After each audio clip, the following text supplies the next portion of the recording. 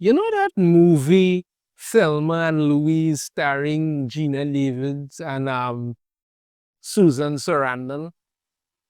And the way that ended where they drove off the cliff at the end, I was really hoping that's how this episode of What If would have ended. And they would have just driven off the cliff and that would have been the end of it.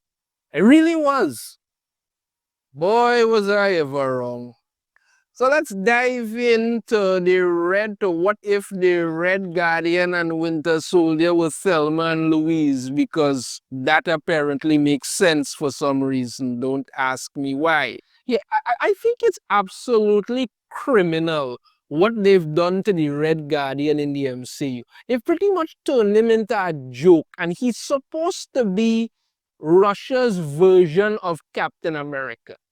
Yeah, he's not ever going to be Captain America, but like I said, he's Russia's version of it, and he shouldn't be treated with a little bit more respect. But no, ever since that Black Widow movie, where it basically had him as an absolute waste of time and a joke, that's all he is.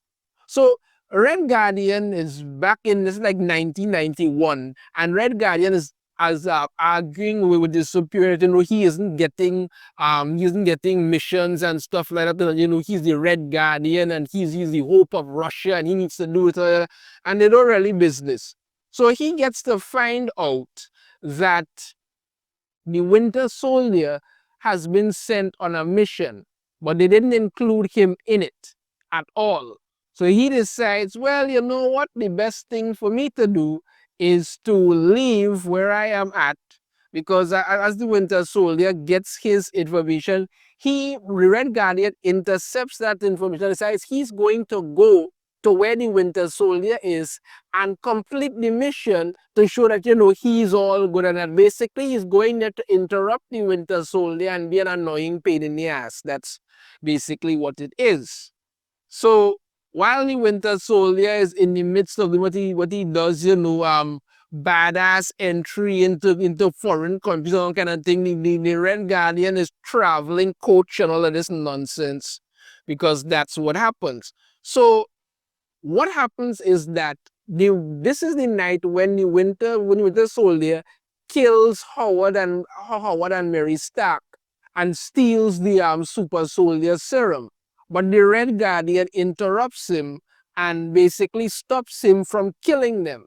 And they only manage to get away with just one vial. After they have a ridiculous fight, they manage to escape, but only with one vial of the super soldier serum. And you know, the cops and thing are looking for them. So the Winter Soldier reports that he wasn't able to finish his mission and he needs extraction. Right? They only have one thing of the super soldier serum remaining. Understand me? So they need to get out of there. The Winter Soldier calls for extraction and he's told that, you know, just to get to a certain rendezvous point and all of that and whatnot. We then get Bill Foster, who is apparently tasked with doing this for some reason. I don't know why. I would have expected, you know, Nick Fury to show up, but apparently they just needed to put another black guy in there, so why not? So he's there tracking them to find out what's going on. He needs to track them down, and he tells them that, you know, these people are still in the area. They haven't left yet. They need to find them. So he tells all the local law enforcement he needs their help to get this done.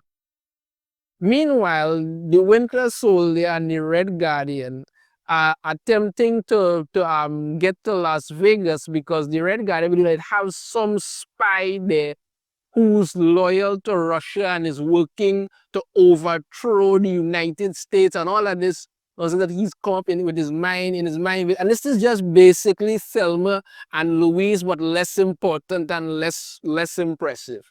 Honestly, it's basically the Winter Soldier who doesn't want to be there. The Red Guardian keeps dragging him along, and that's what's going on. And they're interacting with people wanting to get all kind of nonsense and stuff. And you know, it's really ridiculous. They sit down to eat burgers and all kind of thing. And honestly, the Red Guardian is just so bloody annoying. He doesn't have anything to say other than you know how great Russia is, and Russia is so amazing, and this spy is working to overthrow the United States, all from what Russia. And you're like, okay, we get it. You get it. You like Russia. Okay, it's enough. You're supposed to be a badass secret agent, you're a super soldier, sort of, for Russia. You should know how to blend in better. But ever since they made him into this total tool, it just never works anymore. That's it. It just doesn't work anymore. So they steal a car, they're out there and stuff. Foster is still going after them, pull them over and talking with them and stuff like that. Winter Soldier wants to kill him because he realizes that you know Foster getting suspicious of them. But Red Guardian basically takes off because he doesn't want Super Soldier to, he doesn't want the Winter Soldier to kill anybody, because for some reason he's all anti-killing. I don't know why, but okay. Yeah, they have this big high-speed chase again, right? The Winter Soldier has a big ass gun, which I think he could have just used to shoot the Red Guy and escape on his own, but no, takes out police cars, shooting and stuff like that, and they're going. Foster is chasing them as well.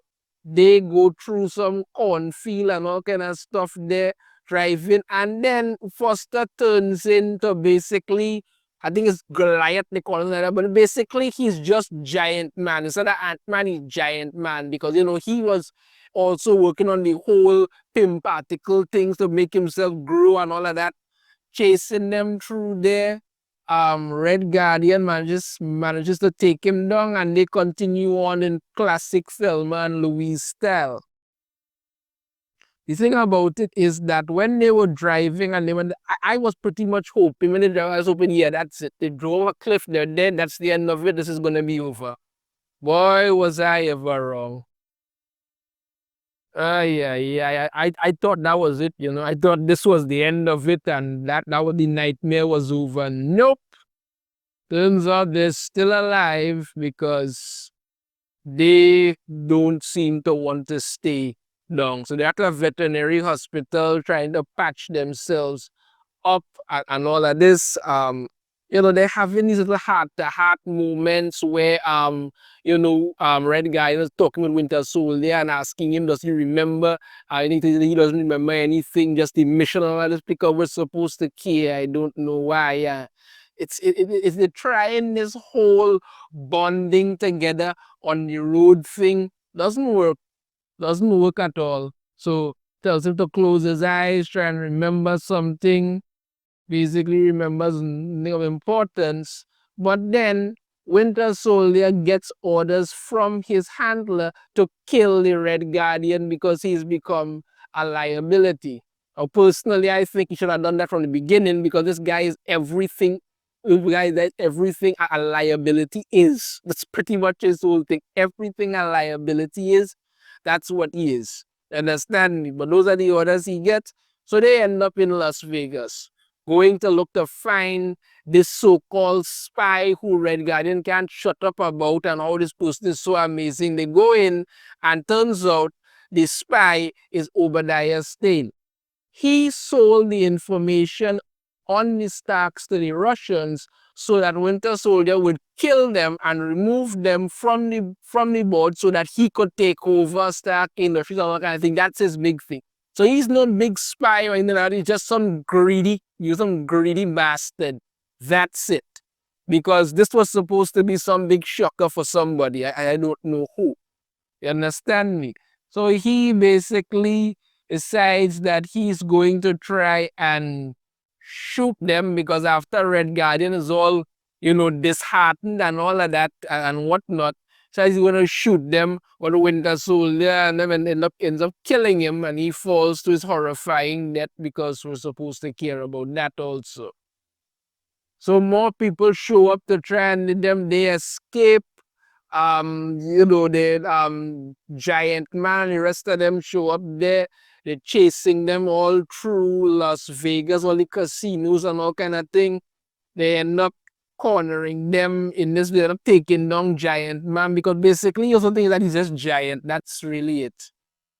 That's really the whole embarrassing thing about this. They end up getting cornered. A strike team from the Red Room show up to eliminate them as well. And all of this, they have the Winter Soldier has the super soldier serum, tells them that, they need to take care of this. And then they end up basically charging in them. What happens is that Winter Soldiers, could get taken over when somebody reads a certain phrase from the thing, his mind kind of gets controlled and stuff like that. It doesn't work, correct, guys, when them go out together fighting. Now you would think this is some big thing would happen, that they end up busting out there to fight and thing, and maybe they get away. I can't think, no.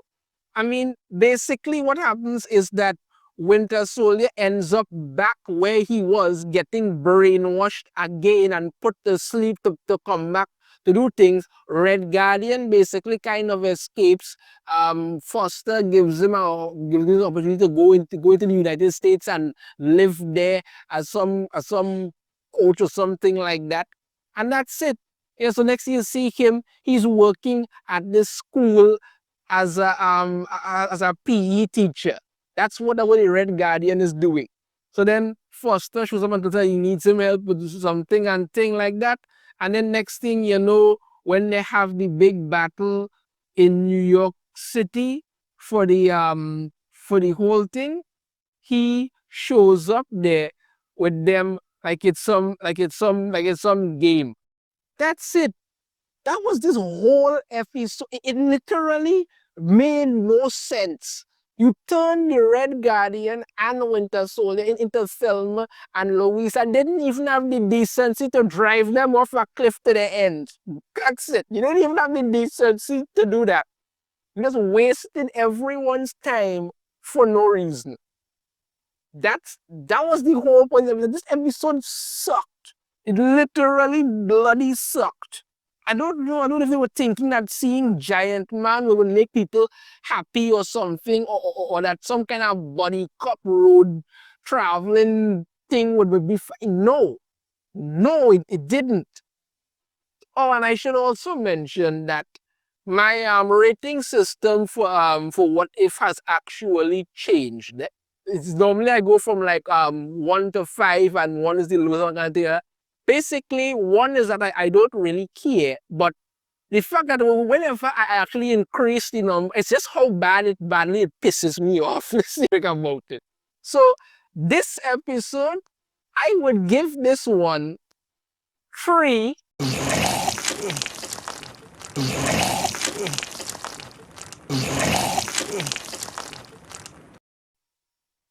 out of 5.